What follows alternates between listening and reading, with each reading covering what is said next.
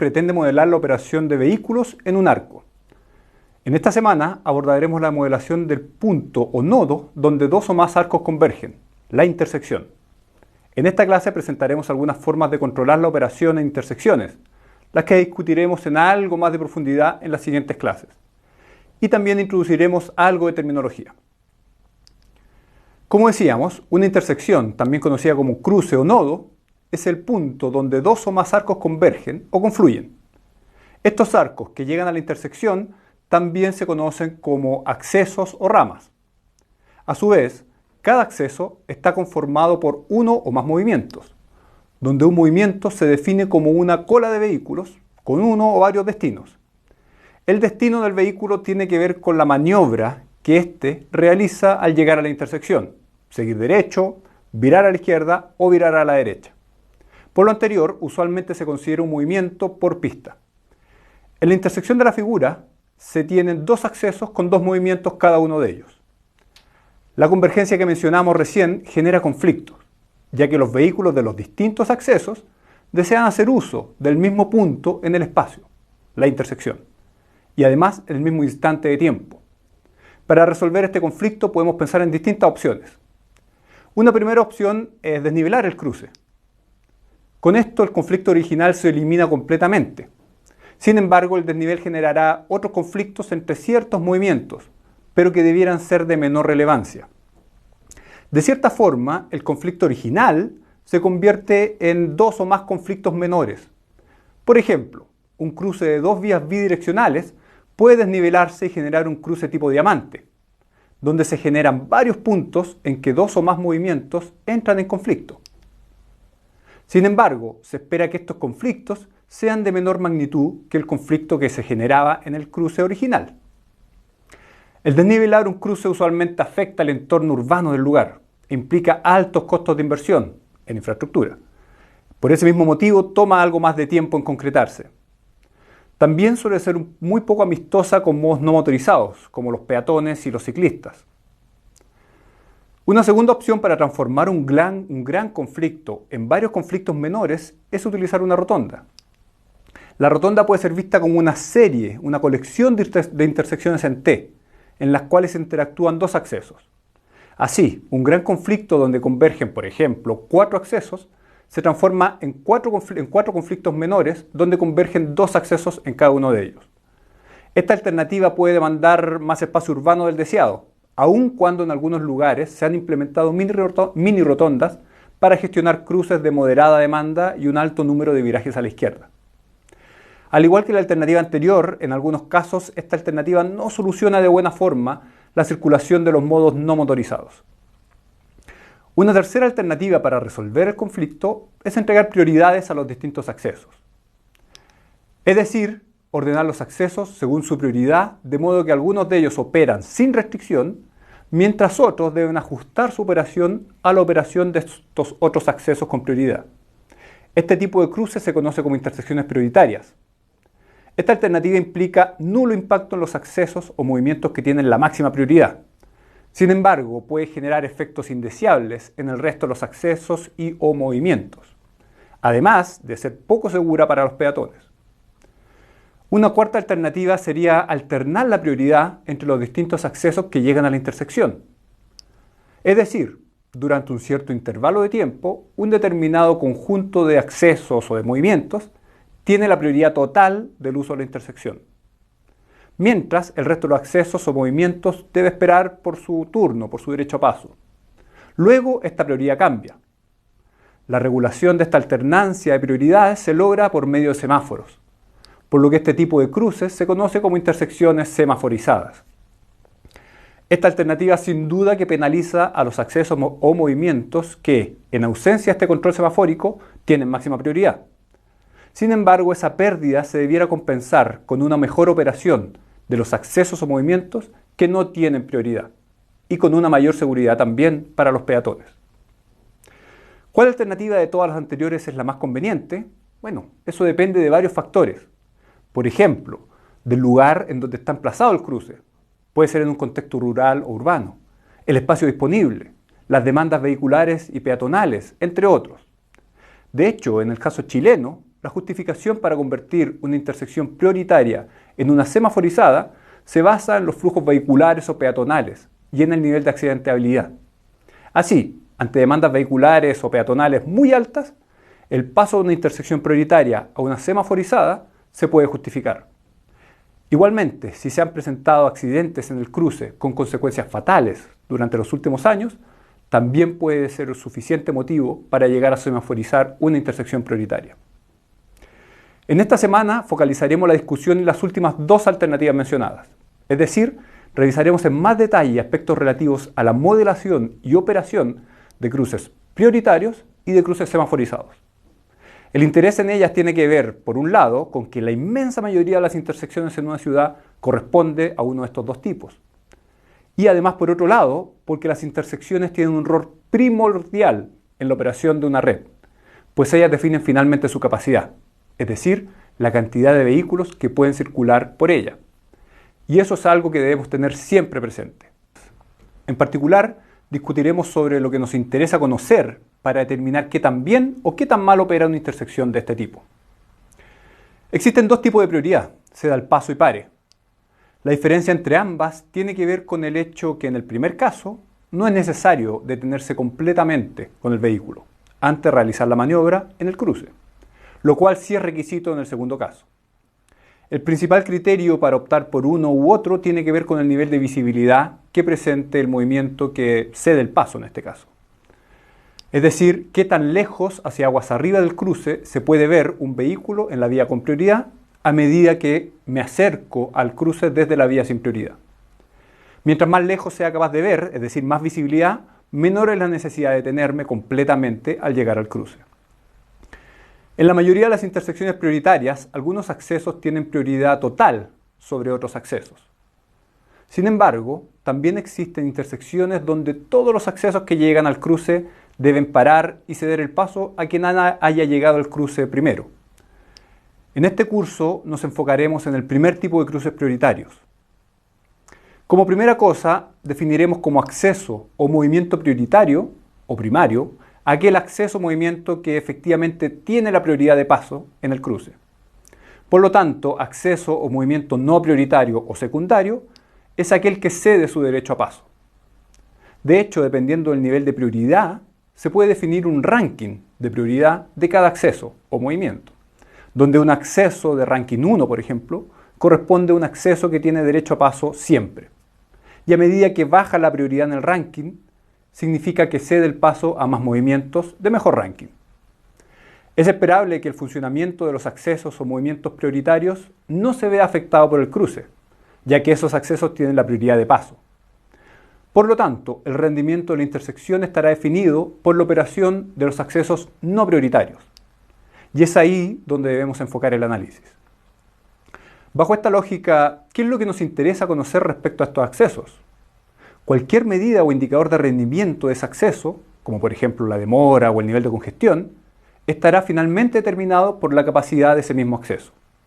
Es decir, si el acceso o movimiento no prioritario presenta una cola infinita o muy larga, como se pretende representar en la figura, ¿cuál es la máxima cantidad de vehículos que puede descargar desde la línea de parada de ese acceso en una hora? La capacidad de un acceso no prioritario depende de varios factores. Sin duda que uno de los primeros que se vienen a la cabeza es el flujo en la vía prioritaria. Si el flujo en la vía prioritaria es alto, será más difícil para vehículos del acceso no prioritario realizar la maniobra deseada, ya que el tiempo disponible entre el paso de dos vehículos consecutivos por el cruce, lo que ya conocemos como intervalo, es cada vez menor a medida que aumenta el flujo. Claramente la capacidad no depende solo del flujo en la vía prioritaria. Por ejemplo, el tipo de conductores también afecta la capacidad. Mientras algunos conductores son cautelosos a la hora de conducir, otros están dispuestos a correr riesgos. También importa el tipo de vehículo que se encuentre en el acceso no prioritario. Pueden ser autos o buses o camiones. O la geometría del cruce, radio de giro, pendiente, la misma visibilidad. O incluso las condiciones ambientales, lluvia, neblina, luminosidad, etc. Solo por nombrar algunas. Pensemos ahora en la relación entre la capacidad del acceso no prioritario, que denotaremos por Q mayúscula sub NP, y el flujo que circula por la vía prioritaria, que denotaremos por Q sub P.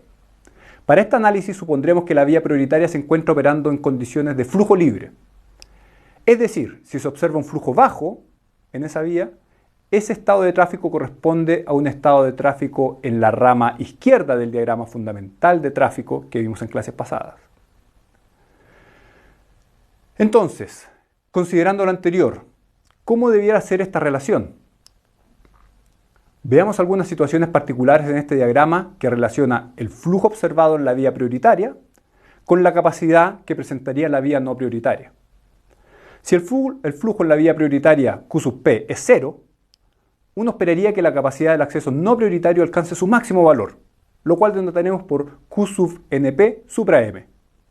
Esta capacidad puede alcanzar valores cercanos a los 1000 vehículos por hora en condiciones favorables. Y esta capacidad disminuye a medida que el flujo en la vía prioritaria aumenta, ya que un aumento en el flujo, y por ende en la densidad, ya que estamos al lado izquierdo del diagrama fundamental, también implica menores intervalos y espaciamientos entre vehículos. Eventualmente la capacidad podría llegar a ser 0 para niveles de flujo en la vía prioritaria altos. Los distintos modelos que buscan estimar la capacidad de accesos o movimientos no prioritarios suponen cierta forma para la curva que conecta estos dos puntos, que se muestran en la figura. Por ejemplo, un modelo sencillo asume una caída lineal en la capacidad a medida que aumenta el flujo en la vía prioritaria. Pero otros modelos asumen otro tipo de caída. En la siguiente clase revisaremos un modelo que permite estimar esta capacidad en base al flujo medido en la vía prioritaria. Presentaremos un modelo que permite justamente estimar la capacidad de un acceso prioritario en función del flujo que se observa en la vía prioritaria. En particular, el objetivo es comprender la lógica y los supuestos de este modelo, conocido como el modelo de aceptación de gaps o brechas. Para comenzar, definiremos qué es una brecha o un gap. Una brecha o gap es el tiempo que transcurre entre el paso de la parte posterior de un vehículo y el paso de la parte frontal del vehículo que lo sigue por un mismo punto. En definitiva, es similar al concepto de intervalo que ya conocemos, pero sin considerar el tiempo que toma el paso del mismo vehículo por ese punto. En el diagrama XT de la figura se muestra la trayectoria de dos vehículos, considerando el largo de cada uno de ellos. Como vimos la primera semana, esto se logra graficando dos curvas paralelas que representan justamente la trayectoria de la parte frontal y la parte trasera del vehículo. El intervalo en el punto X estrella viene dado por este tiempo. Sin embargo, dada la definición que vimos, el gap corresponde a este otro tiempo. Podemos notar que si el punto X estrella representa el lugar en la intersección prioritaria donde vehículos del acceso no prioritario deben realizar la maniobra, la cantidad de tiempo que este último vehículo tiene disponible para realizar la maniobra deseada es efectivamente el gap. El modelo de aceptación de brechas asume que un conductor en el acceso no prioritario realizará la maniobra deseada, es decir, descargará desde ese movimiento solo si la brecha disponible en la vía prioritaria o parte de ella, en caso de que llegue al cruce en un momento que no coincide con el paso de un vehículo en la vía prioritaria, es mayor que cierto umbral. Este umbral se conoce como brecha o gap crítico y lo denotaremos con la letra T mayúscula. Así, el modelo plantea que el conductor aceptará el iésimo gap observado en la vía prioritaria, que denotamos por G mayúscula sub I, si este es mayor que su gap crítico. En caso contrario, rechaza el gap y espera por el siguiente. Por lo tanto, la decisión de cruce es una decisión binaria. No cruza si el gap es menor que el gap crítico y sí cruza si es mayor. Es importante notar que este gap crítico no representa el tiempo que le toma al vehículo liberar su espacio en la cola ni realizar toda la maniobra. De hecho, el modelo asume que si acepta el gap, el vehículo descarga instantáneamente. Sin duda que el gap crítico depende, entre otras cosas, del tipo de conductor.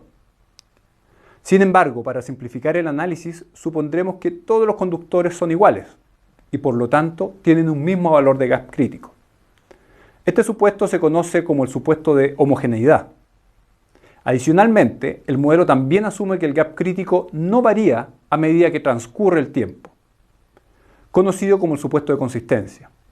Por ejemplo, si un conductor se encuentra detenido durante 3 minutos esperando por un gap suficientemente largo, seguirá esperando sin modificar su gap crítico. En la realidad, sin embargo, es probable que a medida que un conductor espera, su impaciencia lo lleve a estar dispuesto a tomar más riesgos y a disminuir su gap crítico con tal de pasar. A fin de conocer la capacidad del acceso no prioritario, es necesario asumir que existe una cola infinita de vehículos. Esto es condición básica para estimar la capacidad, ya que garantiza que una vez que descarga el primer vehículo de la cola, siempre habrá un nuevo vehículo esperando por ocupar ese lugar. De hecho, asumiremos que el segundo vehículo toma m segundos en estar en condiciones de tomar la decisión si cruzar o no. Para entender mejor a qué corresponde este tiempo m, utilicemos este diagrama de trayectorias XT, donde se muestra la trayectoria de los primeros 3 vehículos en la cola. Una vez que el primer vehículo descarga, el segundo vehículo toma un tiempo en reaccionar y avanzar hasta su nueva posición. Todo lo anterior le toma m segundos. Este tiempo m se conoce como el intervalo de seguimiento o follow-up headway o move-up time en inglés. Llamaremos n sub i a la cantidad de vehículos que pueden descargar desde el acceso no prioritario, es decir, que puede realizar la maniobra, durante el i-ésimo gap en la vía prioritaria, cuya duración sabemos que es g mayúscula sub i.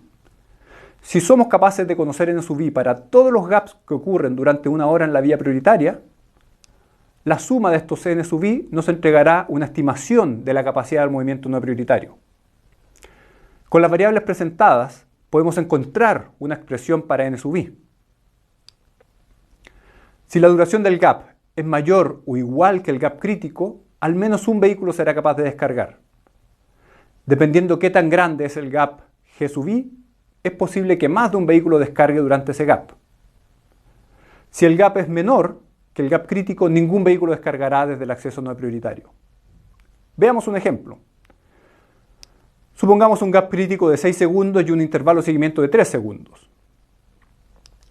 Si el gap que se observa en la vía prioritaria es 4 segundos, o cualquier número inferior a 6 segundos, nadie descarga. Si el gap es 8 segundos, el primer vehículo descarga, ya que es mayor que su gap crítico. El segundo vehículo está en posición de tomar una decisión 3 segundos después que descargó el primer vehículo. Por lo tanto, este segundo conductor determinará que tiene 5 segundos, 8 menos 3, disponibles para descargar, lo cual es menor que su gap crítico. Es decir, no descargará y ese gap de 8 segundos solo fue aprovechado por un vehículo. Si el gap hubiera sido de 10 segundos, el segundo conductor dispondrá de 7 segundos, 10 menos 3, al momento de llegar al cruce. Dado que su gap crítico es 6 segundos, el segundo vehículo también descarga de ese gap de 10 segundos. Por lo tanto, en este caso el gap de 10 segundos es utilizado por 2 vehículos para descargar. Siguiendo la lógica anterior, es posible determinar para cada duración de gap la cantidad de vehículos que pueden descargar desde el acceso no prioritario. De hecho, podemos incluso ver la relación general entre n sub i y la duración g sub i del i-ésimo gap. Y esta viene dada por la curva roja en este gráfico. Por lo tanto, teniendo una colección de gaps recogida en terreno o sabiendo cómo distribuye el largo de ellos, es decir, con qué frecuencia se observan gaps de determinado largo, se puede estimar la capacidad del acceso no prioritario. De hecho, si asumimos que los gaps siguen una distribución exponencial, se puede llegar a formulaciones analíticas para la estimación de la capacidad. Como todo modelo, y debido a los supuestos que ya discutimos, el modelo de aceptación de gaps no es perfecto. Por esto, al momento de usarlo, deben considerarse correctamente todas sus fortalezas y sus limitaciones. Los aspectos relativos a las intersecciones semaforizadas, es decir, aquellas en que el uso de la intersección se regula mediante un semáforo, el cual alterna la prioridad de paso entre los distintos accesos o movimientos. En la clase de hoy revisaremos algunos conceptos básicos que utilizaremos a lo largo de las siguientes clases. En la primera clase de esta semana ya vimos que un acceso está compuesto por uno o más movimientos, donde un movimiento se define como una cola de vehículos con uno o varios destinos. Por esto, usualmente un acceso tiene tantos movimientos como pistas. Recordemos que a los movimientos vehiculares debemos agregar los movimientos peatonales, que están presentes en la gran mayoría de las intersecciones. Por ejemplo, en el cruce que se muestra en la figura, se identifican los 6 movimientos vehiculares, con las líneas continuas, y los 2 movimientos peatonales, con las líneas segmentadas, los movimientos 7 y 8. El semáforo regula el derecho a paso de cada movimiento de acuerdo al color de las luces. Por simplicidad, aquí consideraremos una operación donde la secuencia de luces del semáforo corresponde a los colores verde, amarillo y rojo. Sin embargo, es bueno recordar que hay otras secuencias donde al final del periodo de rojo, la luz amarilla de la etapa que tendrá derecho a paso a continuación también se enciende. Puede ser sola o junto con la luz roja. Esto como forma de advertir a los conductores que su derecho a paso está pronto a comenzar. Lo que se busca con esa operación es mejorar la eficiencia del semáforo. Pero eso puede tener un costo desde el punto de vista de la seguridad del cruce. Al considerar todos los movimientos existentes en una intersección, se puede determinar fácilmente qué movimientos son compatibles entre sí. Es decir, qué movimientos pueden ocurrir o descargar simultáneamente. Por ejemplo, el movimiento 3 en esta intersección es uno de los más restrictivos, puesto que puede ocurrir simultáneamente solo con los movimientos 4 y 7. Pero a su vez, estos dos últimos pueden ocurrir simultáneamente bajo ciertas condiciones de seguridad. Por otro lado, el movimiento 6 es el menos restrictivo, ya que puede ocurrir simultáneamente con prácticamente todos los movimientos, salvo el 3 y el 7. Así, agrupando movimientos compatibles, se definen las fases o etapas con que operará el semáforo, proceso que se conoce como la configuración o diseño de fases o etapas. Esta agrupación no es necesariamente única. Por ejemplo, en esta intersección podemos definir los siguientes grupos de movimientos, compatibles entre sí. En este caso, los movimientos 2 y 8 y movimientos 4 y 7 operan simultáneamente, pero con ciertas restricciones. Si los flujos peatonales fueran muy altos, sería conveniente separar el paso de los respectivos movimientos. La agrupación anterior nos lleva a un diseño de etapas, como el de la figura. Se puede notar que cualquier cambio en los derechos de paso de los movimientos se considera un cambio de fase o etapa, aun cuando algunos movimientos mantengan el derecho de paso en más de una etapa, como ocurre en este caso con el movimiento 6. En este caso asumiremos que el movimiento 5 no era compatible con los movimientos 1 y 2, por lo que debía realizarse de forma protegida. Sin embargo, y dependiendo de los niveles de demanda que tenga cada uno, esto podría no ser así y la descarga del movimiento 5 se podría permitir al mismo tiempo que los movimientos 1 y 2. En este caso, el movimiento 5 se comportaría como un movimiento prioritario o no prioritario durante su periodo de verde. Cuando existen 3 o más etapas, además de definir qué movimientos comparten cada etapa, el diseño de etapas define también el orden o secuencia en que el derecho a paso se entrega. Las mismas 3 o más etapas pueden ordenarse de forma distinta, lo cual sin duda impacta la operación del cruce. Por ejemplo, las fases 2 y 3 podrían ocurrir en orden inverso. Así, podemos considerar un cruce semaforizado como un servidor que atiende secuencialmente a las etapas definidas. Por razones de seguridad, sin embargo, no es un servidor muy eficiente, ya que cada vez que termina de servir una etapa, transcurren algunos segundos antes de que empieza a servir a la siguiente etapa. Es decir, el comienzo del derecho a paso de una etapa, cuando comienza la luz verde de esa etapa, no ocurre al mismo instante que el derecho a paso de la etapa anterior termina. Este periodo de tiempo se conoce como el entreverde y corresponde a la duración del periodo amarillo, denotado por la letra A, y del rojo rojo o todo rojo, que denotamos por la doble R. Si incluimos una línea de tiempo con la operación del semáforo, podemos ver lo anterior. El todo rojo corresponde al periodo de tiempo que todas las etapas se enfrentan a un rojo. La idea de este rojo rojo es que un vehículo que comienza a cruzar la intersección al final del amarillo logre finalizar el cruce de forma segura. Su duración es usualmente 1 o 2 segundos. Dado que la duración del amarillo es cerca de 3 o 4 segundos, el entreverde por etapa tiene una duración aproximada entre 4 y 6 segundos. La secuencia que incluye todas las etapas y que se repite cíclicamente se conoce como el ciclo. Y el tiempo que toma en recorrer todas las etapas se conoce como el tiempo o largo de ciclo. Es decir, el tiempo largo de ciclo, que denotaremos con la letra C mayúscula, es el tiempo que toma desde el inicio de una determinada etapa hasta su siguiente inicio. Es usualmente recomendable no operar con ciclos muy largos, mayores a 2 minutos, 120 segundos, ya que como veremos más adelante, puede generar demoras muy altas. El largo del ciclo es un valor que en general se determina a priori, ya sea porque la intersección es parte de una red mayor, o en el caso de una intersección aislada, porque se determina de modo a optimizar la operación del cruce de acuerdo a algún indicador como los que veremos más adelante en esta misma semana. El objetivo es entender esta modelación y conocer algunos conceptos que surgen de esta modelación y que usaremos más adelante. La descarga de un movimiento corresponde al proceso de pasada de vehículos por la línea parada de ese movimiento. Este proceso comienza con el verde del movimiento. Supondremos que la descarga es saturada, es decir, vehículos descargan durante todo el verde y amarillo. Lo anterior es análogo a suponer que el movimiento I presenta una cola suficientemente larga que no es servida en un ciclo. Veamos cómo sería el flujo que se observa en la línea parada de ese mismo movimiento. En este gráfico, el tiempo se representa en el eje horizontal, donde podemos ver los tiempos de verde, amarillo y rojo de este movimiento, así como el largo del ciclo. El flujo se ve en el eje vertical. Al comenzar el verde, el flujo comienza a crecer de cierta forma. Por ejemplo, de esta forma. Eventualmente la descarga alcanzará su máximo valor, el cual se conoce como el flujo de saturación y que denotamos por S sub I. Una vez que comienza el amarillo, es esperable que este flujo comience a bajar, por ejemplo, de esta forma, hasta hacerse cero, lo cual incluso puede ocurrir después de comenzado el rojo. Esta situación se mantiene hasta que finalice el ciclo, luego de lo cual se repite la operación. En el proceso anterior tenemos que el movimiento I descarga a tasa máxima, flujo de saturación, durante cierto tiempo y a tasa cero durante otro periodo de tiempo.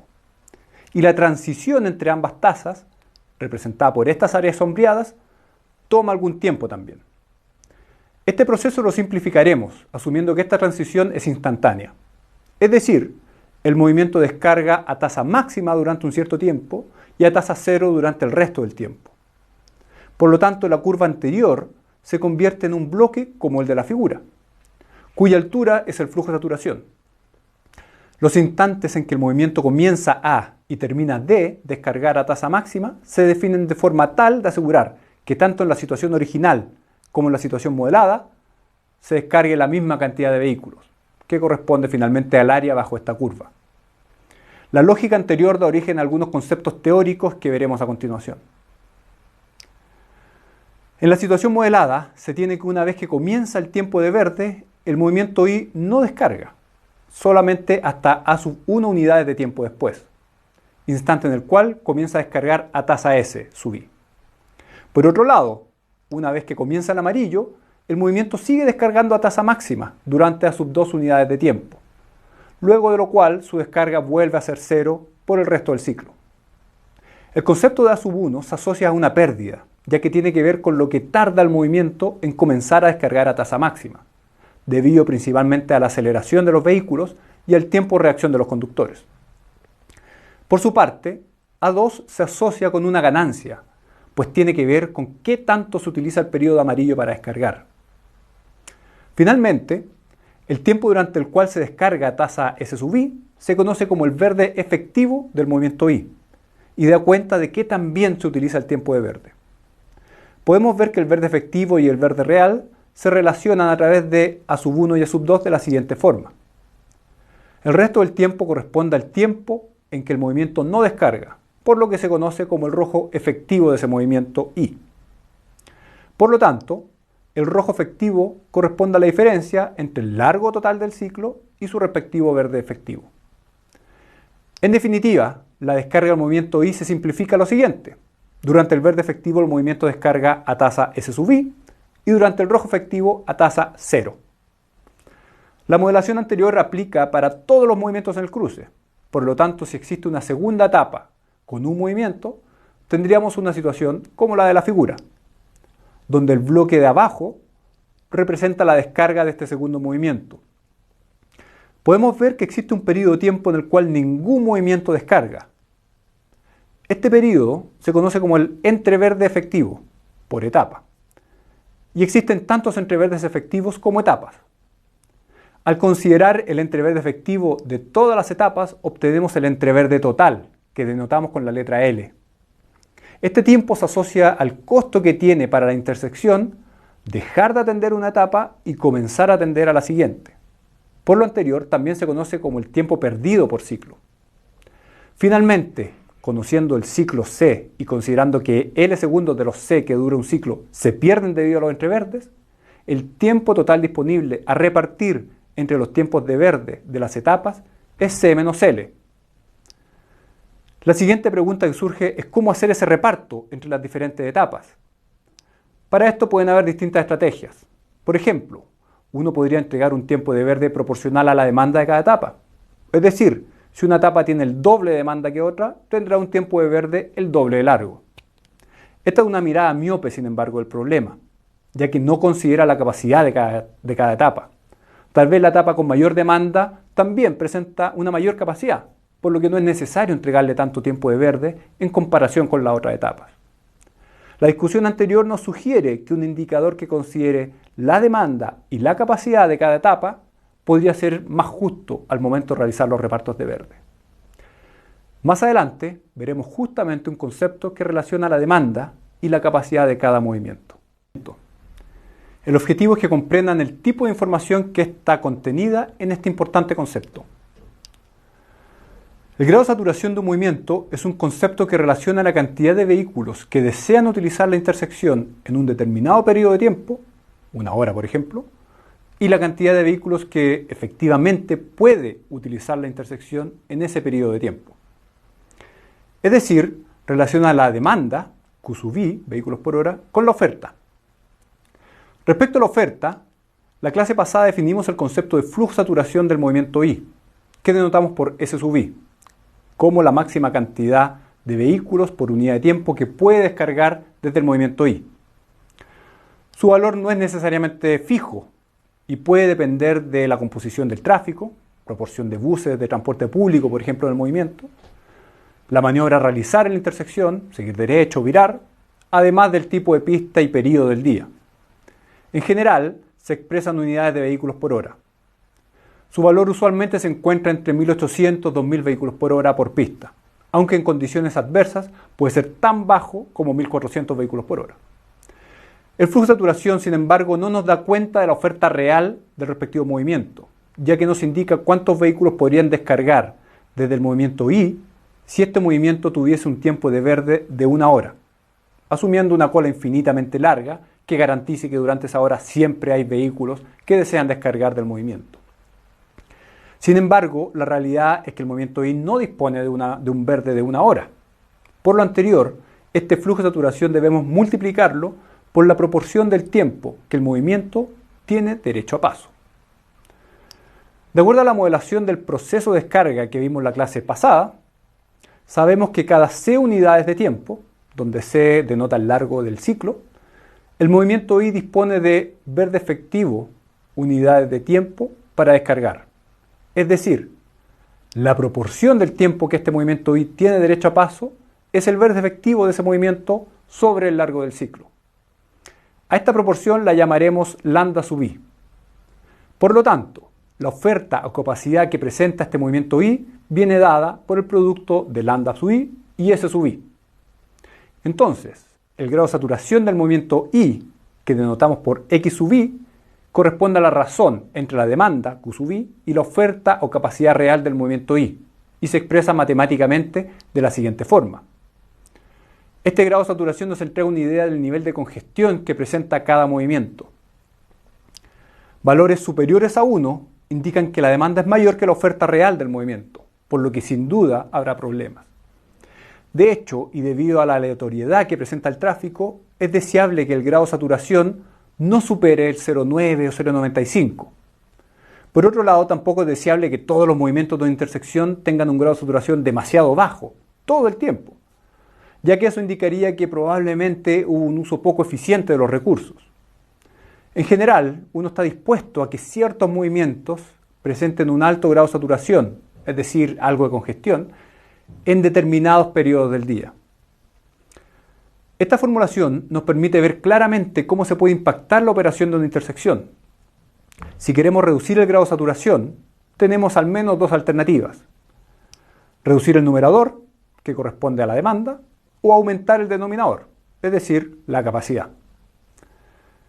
En el caso de la demanda, se puede reducir mediante medidas de gestión de la demanda, como por ejemplo puede ser la tarificación vial, la cual ya ha sido implementada en algunos lugares del mundo.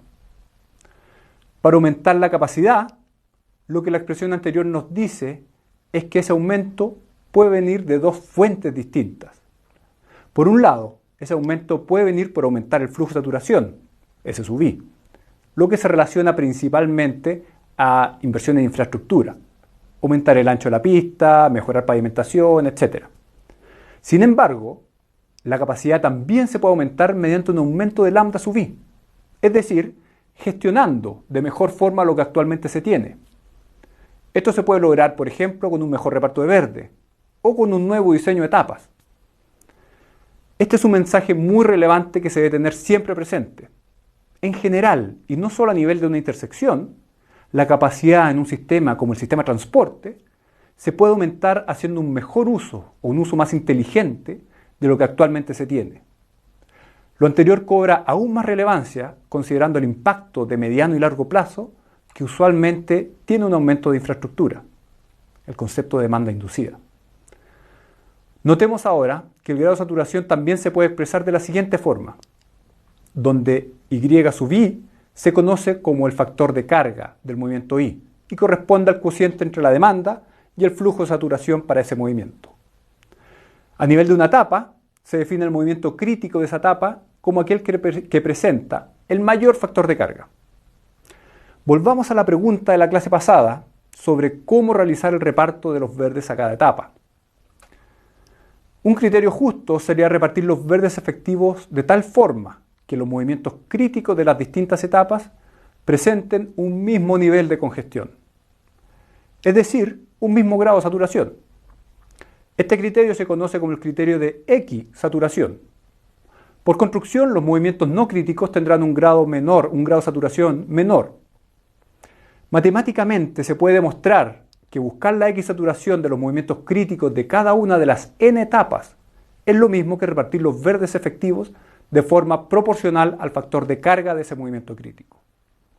Esto está alineado con lo que discutimos en la clase pasada, cuando dijimos que un indicador que considere la demanda y la capacidad, como lo hace el factor de carga, parece más adecuado para definir cuánto tiempo de verde le corresponde a cada etapa.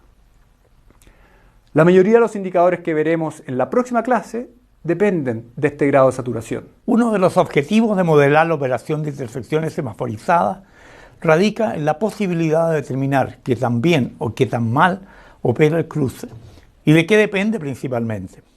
Para esto es necesario definir algunos indicadores de rendimiento. En esta clase revisaremos varios de ellos. El objetivo es que conozcan algunos de estos indicadores en la práctica, identificando qué tipo de datos se requieren y comprendan cómo estos afectan el rendimiento de la intersección. Los modelos que revisaremos en esta clase nos permiten tener una idea de los posibles impactos que determinados cambios pueden generar en la operación del cruce. Pero son esos, modelos, aproximaciones a la realidad. Por esto lo anterior no elimina la necesidad de, en caso de implementar el cambio, monitorear la situación para determinar si se logró el efecto deseado. Los indicadores que revisaremos generalmente se calculan por movimiento y posteriormente se consideran todos ellos para tener un indicador a nivel de la intersección.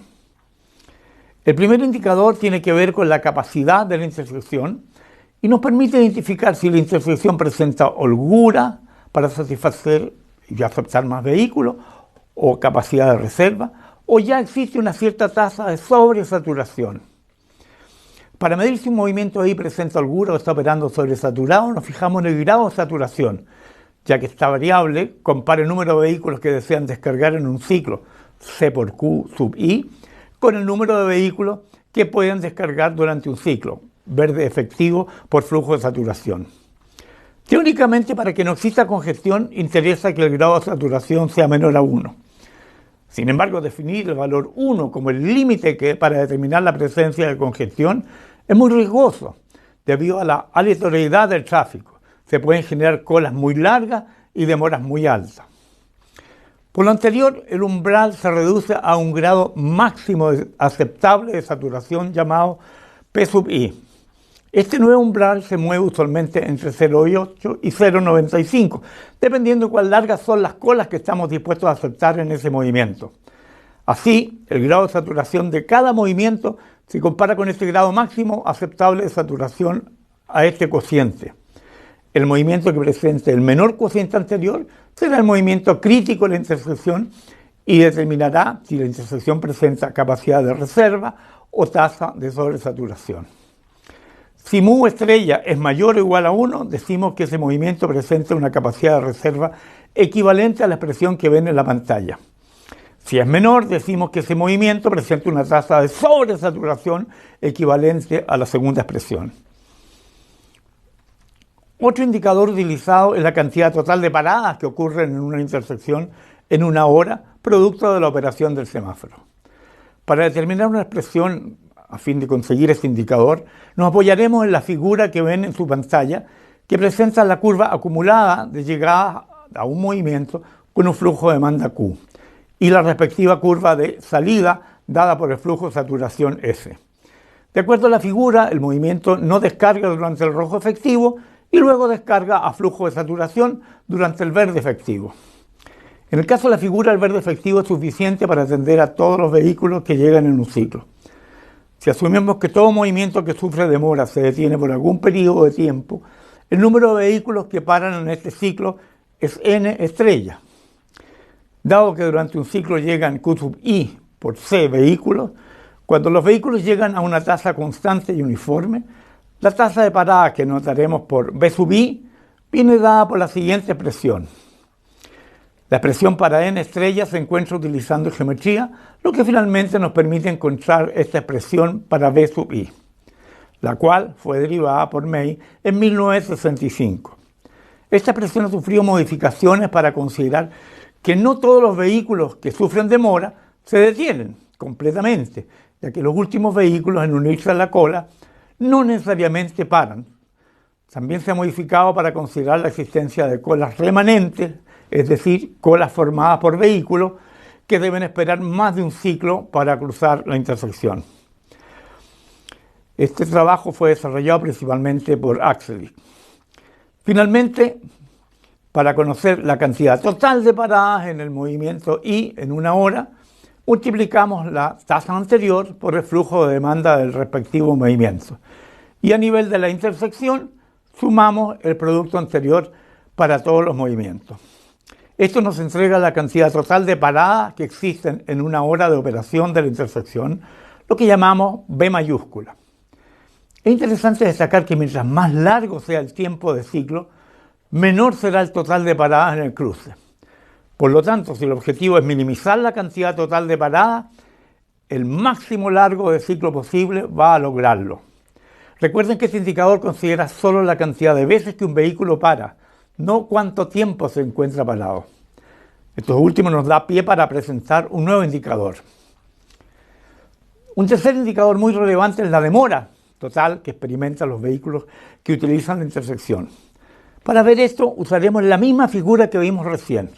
Como ya sabemos en esta figura, esta área entre la curva acumulada de llegadas y la curva acumulada de salida representa la demora total que experimentan los vehículos del movimiento I en un ciclo. Por lo tanto, si los vehículos llegan a una tasa constante y uniforme, la demora promedio de un vehículo del movimiento I, que llamaremos D sub I, se calcula como el cociente entre esta área y la cantidad de vehículos que llegan en un ciclo, lo que genera la siguiente expresión. Las unidades de D sub I son las mismas que el largo del ciclo C. Esta expresión fue postulada por Clayton en 1941, pero difundida posteriormente por May. Por lo anterior se conoce usualmente como la demora uniforme según May. Webster le agrega a la expresión anterior un segundo término a fin de considerar la aleatoriedad en el proceso de llegada, es decir, considerar el hecho que si bien al cabo de una hora llegan menos vehículos de los que puedan ser atendidos, puede ser que en algunos periodos de tiempo dentro de esa hora la demanda superó la oferta, generando congestión. para ajustar los resultados que esta nueva formulación generó en comparación con datos reales, le agrega un tercer término que corresponde a un factor de corrección. Sin embargo, este factor de corrección usualmente fluctúa entre el 5 y el 15% del total de la demora. Por lo anterior, la expresión anterior queda de la siguiente forma. El segundo término corresponde a la componente de aleatoriedad de la demora y el factor 0,9 corresponde al factor de ajuste que mencionamos anteriormente. Esta expresión nos indica que a medida que el grado de saturación se acerca a 1, la componente aleatoria de la demora explota. De hecho, el comportamiento de esta demora unitaria versus el grado de saturación es de la siguiente forma. Por este motivo, no es deseable operar con grados de saturación cercanos a 1. La demora total de cada movimiento se calcula como el producto entre la demora promedio por vehículo del movimiento y la demanda de los respectivos movimientos. Finalmente, la demora total experimentada en una intersección semaforizada al cabo de una hora, que llamamos D mayúscula, es la suma de las demoras de cada movimiento. Las unidades corresponden a la cantidad de unidades de demora, vehículos hora, por cada hora de operación. A diferencia del indicador de paradas totales, el ciclo óptimo que minimiza la demora total en la intersección se asocia principalmente a ciclos más bien bajos, pequeños. De hecho, Webster resolvió el problema de optimización y definió que ese largo de ciclo viene dado por la siguiente expresión, donde L es el tiempo total perdido por ciclo y es la suma de los Y es la suma de los factores de carga críticos de cada etapa y F es un parámetro cercano a 1. La expresión de más abajo es una aproximación a la expresión anterior. Otro indicador usado dice relación con el consumo de combustible. Es deseable que la operación de un cruce no genere un elevado consumo de combustible. Este indicador se calcula a través de dos tipos de consumo. El consumo en ralentí, o cuando el vehículo está detenido, que se mide en cantidad de litros por hora por vehículo, y que es función de la demora total D. Y el consumo correspondiente al frenado y aceleración, producto de las paradas, el cual se mide en cantidad de litros por parada y obviamente en función de la cantidad total de paradas B. En este último caso, el consumo es aproximadamente una función parabólica de la velocidad desde la cual se frena. Ambos consumos se agregan para determinar el consumo total expresado en unidades de litros por hora de operación del cruce. De forma análoga al consumo de combustible, se puede obtener un indicador relativo a las emisiones generadas por los vehículos que utilizan el cruce. Finalmente, otro posible indicador es el costo social total de operar la intersección. Este costo intenta capturar y valorizar la mayor parte de los impactos asociados a la operación del semáforo. La valorización de estos impactos se hace con el valor social. Dentro de los impactos a considerar se pueden incluir el tiempo de las personas, ya que nos interesa mover personas, no vehículos, el costo de operación de los vehículos, que incluye el consumo de combustible, y o las emisiones generadas, entre otros. Así se calcula un costo social total para cada movimiento y luego se suman los costos de todos los movimientos para tener una estimación del costo social de la intersección. Es decir, cuánto cuesta socialmente una hora de operación de este cruce. El objetivo de la clase de hoy es reconocer algunas consideraciones generales del proceso de optimización de semáforos o de un conjunto de ellos en una red. Como decíamos, lo primero que debemos definir es un indicador de rendimiento a utilizar para medir qué tan bien o qué tan mal opera la intersección. Este indicador puede ser cualquiera de los que vimos en la clase pasada, otro que se considere relevante o incluso una combinación de ellos. Lo importante es que nos interesa encontrar la operación óptima del semáforo que minimiza o maximiza según corresponda esta medida. En el proceso de optimización de semáforos aislados, interesa determinar el reparto de verdes para cada etapa y el largo de ciclo que optimiza la operación, de acuerdo al indicador que hemos elegido. En ocasiones se busca determinar solo el largo de ciclo que optimiza la operación, ya que el reparto de verdes se define de acuerdo a cierto criterio, como el criterio de X saturación, por ejemplo. Cualquiera sea el caso, la operación se realiza considerando todos los posibles diseños de etapas, ya que como vimos hace algunas clases, el diseño de etapas no es necesariamente único. Finalmente se elige el diseño que entregue el mejor valor para el indicador que hemos seleccionado. Veamos ahora cómo son los largos de ciclo cuando se optimiza la operación de un semáforo aislado, de acuerdo a algunos de los indicadores que hemos visto. Como ya se explicó en la clase anterior, si el indicador escogido es la cantidad total de paradas en la intersección, mientras mayor sea el largo de ciclo, es mucho mejor. Esto es muy distinto a lo que ocurre cuando el indicador escogido es la demora total en la intersección, donde el largo de ciclo más bien pequeño optimiza la operación en este caso. El impacto de la demora total es menor si el ciclo fluctúa entre 0,75 y 1,5 veces el ciclo óptimo. Este es un rango de optimalidad que nos entrega algo de flexibilidad al momento de definir un largo de ciclo. El consumo de combustible es una combinación de los dos indicadores anteriores, por lo que el ciclo que minimiza este indicador está entre los dos, pero más cercano al ciclo óptimo de demora. Y el ciclo que minimiza el costo social total dependerá de qué se incluye en este costo y con qué ponderación. Usualmente se encuentra aún más cerca del largo de ciclo óptimo que minimiza la demora total, porque incluye el costo social del tiempo de los usuarios, que es función directa de las demoras. Todo el proceso de optimización se complejiza bastante cuando consideramos un conjunto de semáforos en lugar de un semáforo. Lo primero a definir en este caso es qué intersecciones serán parte de este conjunto o red de semáforos, es decir, qué intersecciones debieran operar de forma coordinada. En general, si lo que se descarga de una intersección impacta fuertemente el patrón de llegada de vehículos a la intersección vecina, es una señal que esas intersecciones deben ser parte de una misma red. Esto es muy claro en intersecciones cercanas entre sí, por lo que un criterio clave es la distancia entre intersecciones vecinas.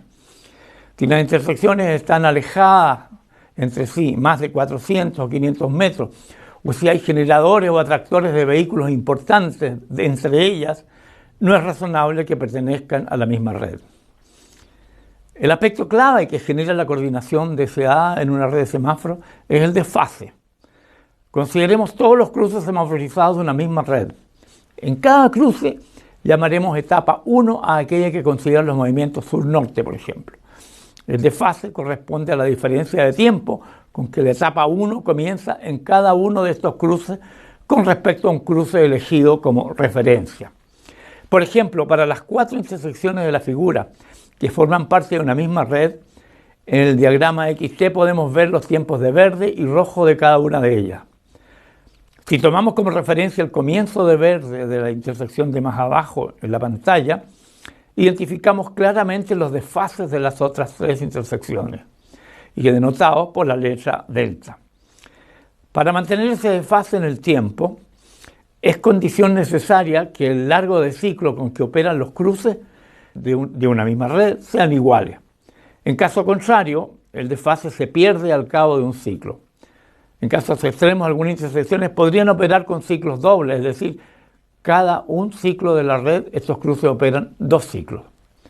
No es muy recomendable. En el ejemplo, esto ocurre con la segunda y cuarta intersección. Por lo tanto, a la tarea de definir un largo de ciclo y un reparto de verdes óptimos, debemos sumar la búsqueda de un desfase óptimo para cada intersección y de acuerdo al indicador escogido. Sin duda, estamos frente a una tarea compleja. En ocasiones, cuando el indicador corresponde a la demora total, se puede encontrar el ciclo óptimo de cada cruce semaforizado aislado. Posteriormente, utilizando el rango de optimalidad 0,75, 1,5 de cada uno de ellos, y se puede definir un rango en el cual todos los cruces operan suficientemente cerca de su óptimo. Para ayudar en esta tarea de optimizar la operación de redes de semáforos, existen algunos softwares. Probablemente el más conocido y usado en el mundo es el software inglés Transit, cuya función objetivo es una combinación del indicador de demoras y paradas totales y que entrega el largo de ciclo, los repartos de verde y los desfases óptimos para cada intersección. También pueden hacerse combinaciones para otras funciones objetivos. La programación óptima es la que entonces se le entrega al semáforo. Hace varios años, muchos semáforos o redes de semáforos operaban con una modalidad conocida como de tiempo fijo. Es decir, Se definen sus etapas, el reparto de verde, el largo de ciclo y de fase en el caso de las redes. Y esa operación se mantiene inalterable durante todo el día y todos los días en un lapso de tiempo, reconociendo que si bien hay patrones que se repiten en la semana, las demandas cambian entre días y durante un mismo día. Y ahí surgieron los semáforos de tiempo fijo, pero con varios planes o programas. Es decir, una determinada programación se mantiene fija durante un intervalo de tiempo, luego del cual cambia a otra programación que también se mantiene fija por otro lapso de tiempo. Para cualquiera de estas dos operaciones, software como Transit son de gran utilidad. Actualmente la tecnología permite adaptar la operación a los cambios que la demanda experimenta en tiempo real. Estos se conocen como los semáforos actuados y requieren sensores en la vía a modo de determinar las condiciones de operación en el cruce o en la red y definir así el plan óptimo en terreno real. Ejemplo de esto último es lo que hace el software en inglés Scoot, el cual básicamente recoge datos continuamente y cada ciertos intervalos, 2 a 5 minutos, y encuentra programaciones óptimas utilizando el Transit. Este software se ha demostrado poderoso, sobre todo en redes en que la incidencia del transporte público es pequeña. En redes con una fuerte componente de transporte público, los beneficios no son tan claros si no se realiza un cuidadoso proceso de calibración previamente. Sumo interés, puesto que las intersecciones tienen un rol primordial en la operación de una red, ya que ellas definen finalmente su capacidad. La cantidad de vehículos que pueden circular por una red compuesta por calles e intersecciones, o arcos y nodos, como se les suele llamar, depende fuertemente del tipo de control que opere en esos nodos. Allí es donde frecuentemente se encontrarán los cuellos de botella que generan congestión. Y si no se trata adecuadamente, esa congestión rápidamente se propaga a través de los arcos a intersecciones vecinas. Y así sucesivamente, hasta llegar a un nivel en que gran parte de la red ya se encuentra en congestión. Es como un virus finalmente que empieza a contagiar. En particular, esta semana nos enfocamos en la operación y modelación de intersecciones prioritarias y semaforizadas, las que sin duda abarcan la inmensa mayoría de los cruces en una ciudad.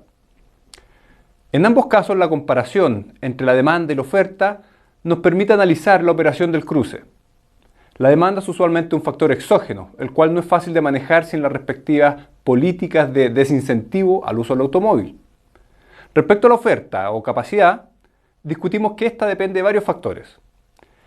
En el caso de una intersección prioritaria, vimos un modelo que nos permite estimar la capacidad de un movimiento no prioritario en función del flujo en la vía prioritaria, reconociéndose así que hay aspectos como las características de los conductores y la geometría del cruce que no están incluidos explícitamente en ese modelo y que también impactan finalmente en la capacidad. En el caso de una intersección semaforizada, la capacidad de un movimiento no depende de otros flujos, ya que el semáforo es el que se encarga justamente de evitar ese conflicto. Sí depende de las características de los conductores y aspectos geométricos de la intersección, principalmente a través del flujo de saturación, y también de la operación del semáforo, a través del reparto de verdes y del largo del ciclo, el lambda que nosotros definimos. Conociendo entonces la capacidad de los distintos accesos o movimientos de la intersección, es posible definir indicadores de rendimiento o métricas para determinar qué tan bien o qué tan mal opera el cruce. Estos indicadores, como los que ustedes ven en la pantalla, nos permiten estimar posibles impactos que determinados cambios en la operación puedan traer, además de identificar los parámetros o las variables más relevantes en la operación del cruce. También nos ayudan a definir una operación que optimice algunos de estos indicadores, y de hecho revisamos algunas consideraciones bien relevantes al respecto. Es importante notar que los indicadores que vimos en el caso de las intersecciones semaforizadas aplican principalmente para condiciones de baja saturación, es decir, aquellas en donde no existen colas remanentes, vehículos que deben esperar más de un ciclo para pasar. Finalmente, no debemos olvidar que las estimaciones anteriores se logran con modelos, los cuales incluyen una serie de supuestos y limitaciones. Por lo tanto, se deben utilizar con cuidado y con mucho criterio. En ningún caso estos modelos reemplazan absolutamente la observación o el constante monitoreo que hay que realizar en terreno, sobre todo en estos días en que la posibilidad de contar con datos de cada vez mejor calidad es cada vez mayor.